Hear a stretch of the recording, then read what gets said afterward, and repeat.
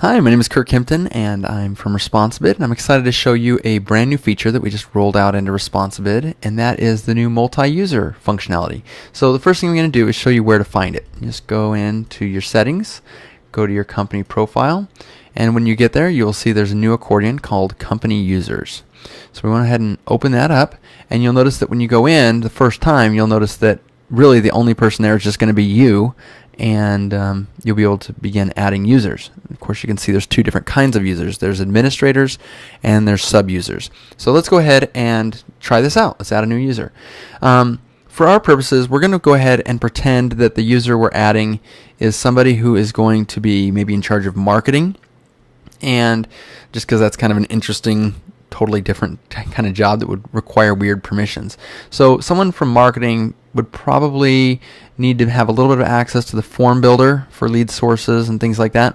They don't necessarily need to see pricing, but they would need to access the proposal builder to kind of customize that.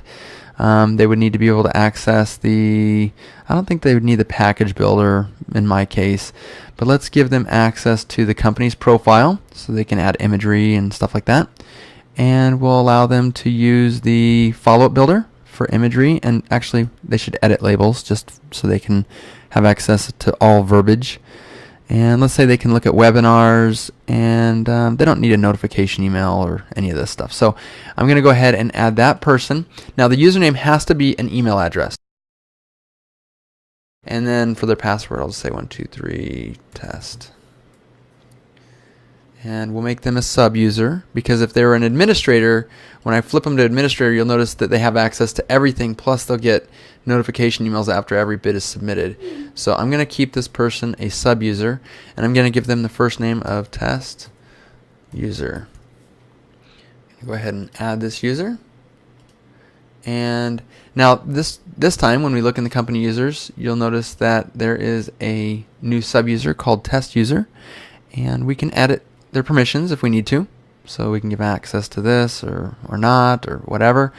We could change their password if we wanted to.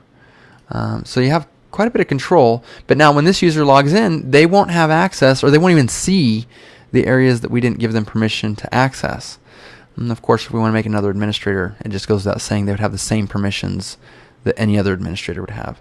So I'm going to go ahead and save the user. And then another important thing would be the ability to go in and actually delete users. So we're not going to use this user for real. So I'm going to go ahead, instead of editing, I'm going to go ahead and delete it.